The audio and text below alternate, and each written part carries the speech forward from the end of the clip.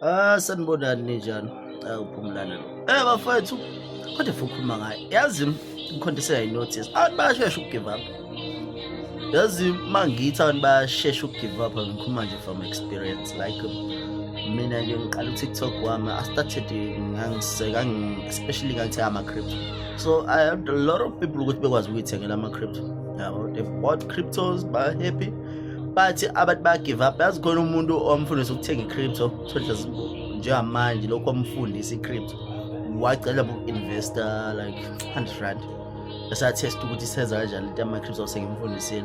Ayikho enye into asayikayenza futhi aqhubeke ukuthi ayijwayeze ukuthi njalo ngenyanga maybe like ngesonto deposita lokho nakho. Yabona ngingabatshela ukuthi i-crypto doesn't mean ukuthi wena kumele uhlezi deposit imali enkulu cha. Make it a habit ukuthi wena nje njalo hlasimpela say ngesonto noma njalo phela kwenyanga khona into efakayo.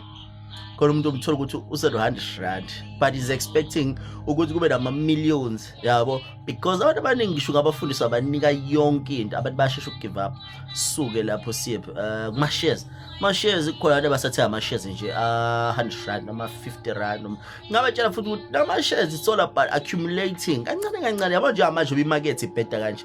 I-market has been crashing. Uyazi lento ikunika opportunity ukuthenga ama-shares overseas ngoba a-cheap njengamanje. But abantu bazoyiyeka le opportunity.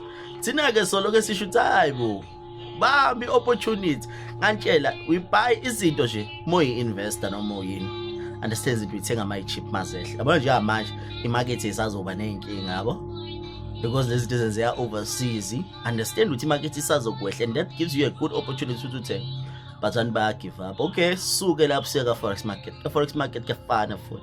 Abantu bafuna ukungena lapho bafuna imali esheshayo abanye babhakhoda abanye benza you tell them ukuthi hayibo yonke into iqala kancane kancane first don't rush izinto people wanna make first man ayikho imali esheshayo you always gonna get scam and nalento yoku-give up ngoba wena ubona imali uyithi usuya-give up yazi ngeke uye ndawo empilweni uma usheshe uku-give up ukubona ngisho uqala umsebenzi ukuthi uma uqala umsebenzi usebenze usuke lot uzwe ngathi ungayeka kodwa awuyeki ngoba uyazi ukuthi hayibo ekugcineni kumele kungene imali ephaketheni and uyabona ukuhamba kwesikhathi ukuthi iyajwayeleka lento. So uma into ungayijwayezi wena ngeke uyithole iqhubela phambili.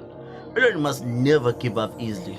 Yabo uma uzazi ukuthi nje une-passion uyayithanda futhi lento oyenzayo yabona mina zonke izinto engizenzayo ngiyayithanda futhi I'm not gonna stop. Yabona njengamanje ngiyajabula ngoba ama-crypto ayehla in value. Ngiyajabula futhi ngoba manje ama-shares amanye vele ade asebiza kakhulu ayehla in value. That gives me the right time ukuthi ngenzele mina ngithenge yabo because ngiya-understand i-market ukuthi you can't buy izinto vele seziphezulu seyibiza lokho akuyenzi set ngoba manje uzoyithola vele nge-price ephezulu. You just need crypto, you need crusher.